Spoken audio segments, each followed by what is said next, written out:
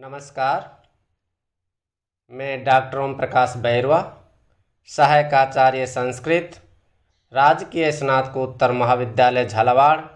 आज हम शुक्ल यजुर्वेद की काण्व संहिता के 40वें अध्याय रूप ईशावास्योपनिषद का अध्ययन करेंगे। इस मंत्र में विद्या तथा अविद्या का निरूपण किया गया है। अंधम तमः प्रविशन्ति ये अविद्यामुपासते ततो भूय इविते तमो ये विद्यायां रतः। अंधम तमः प्रविशन्ति ये अविद्याम उपासते ततः भूय इविते तमः ये विद्यायाम रतः। ये अविद्याम उपासते यानी जो अविद्याम, विद्या कहते हैं ज्ञान को और अविद्या यानी अज्ञान को, उपासते उपासना करते हैं।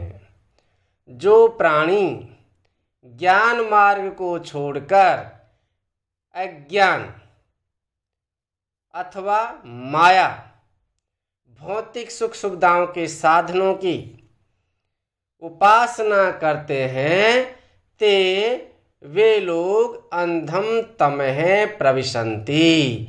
अंधम तमः प्रगाढ़, तम यानी अंधकार को, प्रविशन्ति यानी प्रवेश करते हैं।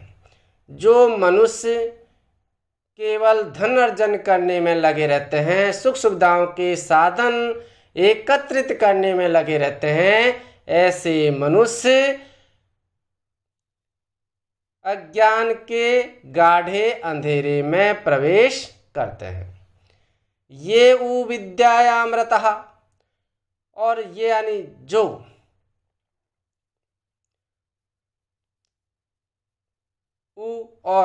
और जो व्यक्ति या प्राणी विद्यायाम रतः, विद्या में,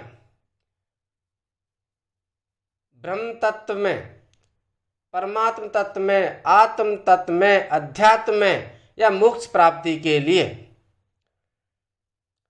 निरंतर लगे रहते हैं, रत रहते हैं, ते ततः भूयः तमः प्रविशन्ति इव।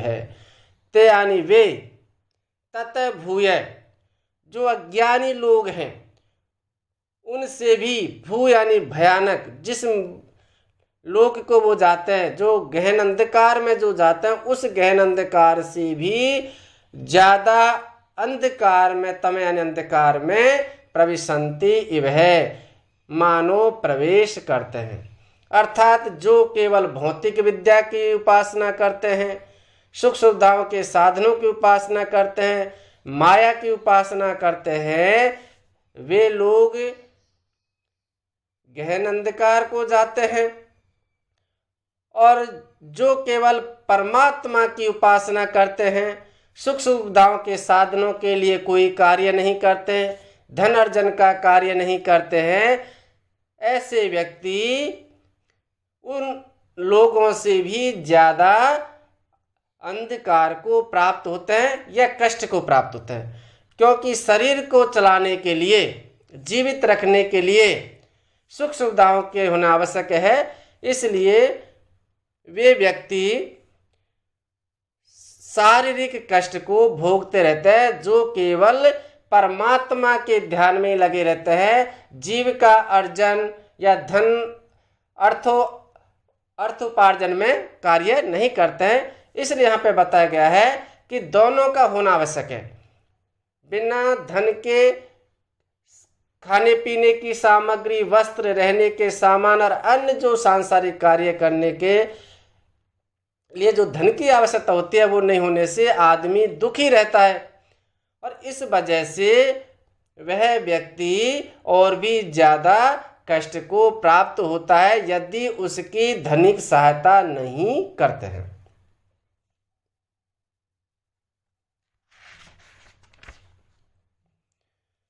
जो मनुष्य न तो अंतःकरण की शुद्धि के लिए कर्तापन के अभिमान से रहित कर्मों का अनुष्ठान करते हैं और न विवेक वैराग्य आदि ज्ञान के प्राथमिक साधनों का ही सेवन करते हैं, परंतु केवल शास्त्रों को पढ़ सुनकर अपने में विद्या का अर्थात ज्ञान का मिथ्या आरोप करके ज्ञानाभिमानी बन बैठते हैं। ऐसे मिथ्या ज्ञानी मनुष्य अपने को ज्ञानी मानकर हमारे लिए कोई भी कर्तव्य नहीं है इस प्रकार कहते भी कर्तव्य कर्मों का त्याग कर देते हैं और इंद्रियों के वश में होकर शास्त्र विधि से विपरीत मनुष्यों की अपेक्षा भी अधिकतर अंधकार को पशु पक्षी सूकर कुकर आदि नीच योनियों को प्राप्त होते हैं। अगले मंत्र में विद्या तथा अविद्या की पृथक फलवत्ता प्रतिपादित की गई है। अन्य देवाहुर्विद्या अन्यद आहुर्विद्या इति शुश्रुम धीराणाम येन तद्विचक्षरे। अन्यत एव आहु विद्या अन्यत आहु अविद्या इति शुश्रुमः धीराणाम ये न तद विचक्षरे। विद्या अन्यत एव आहु, विद्या विद्या अथवा ज्ञान से अन्यत अन्य एव यानी ही आहु यानी कहते हैं। विद्या रूपी आत्मज्ञान से अन्य फल की प्राप्ति होती है तथा अविद्या अन्यत आहु। अविद्या अविद्या से अज्ञान से अन्यत भिन्न दूसरे प्रकार की इति यह जो फल है वो आहु यानी बतलाया गया है। अज्ञान से दूसरा ही या भिन्न प्रकार का फल प्राप्त होता है इस प्रकार से विद्वानों ने कहा है। इति धीराणाम शुश्रुम है। इति यह धीराणाम धीर पुरुषों या जो ज्ञानी हैं विज्ञ लोग हैं उनका शुश्रुम यानी सुनते हैं। धीर पुरुषों के ऐसे वचन भी हम सुनते रहे हैं।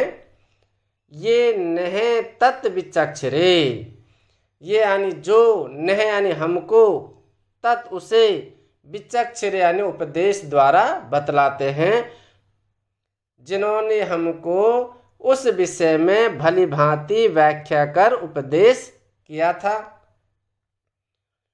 सर्वोत्तम फल प्राप्त करने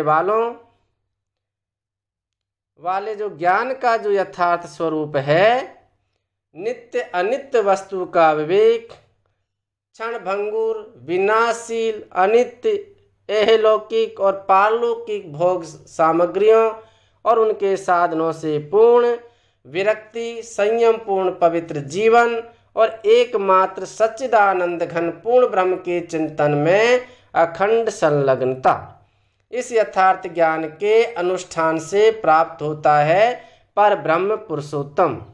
यथार्थ ज्ञान का यह सर्वोत्तम फल ज्ञानाभिमान में रत स्वेच्छाचारी मनुष्यों को जो दुर्गति रूप फल मिलता है उससे सर्वथा भिन्न और विलक्षण है।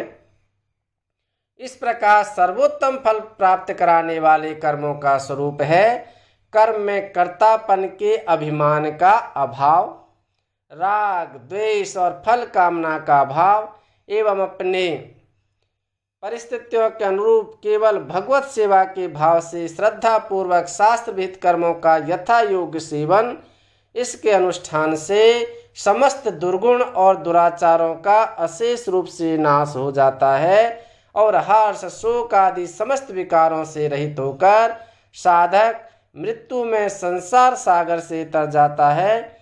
सकाम स्वरूप या सकाम भाव से किए जाने वाले कर्मों का जो पुनर्जन्म फल उन कर्ताओं को मिलता है, उससे इस यथार्थ कर्म के सेवन का यह फल सर्वथा भिन्न और विलक्षण है।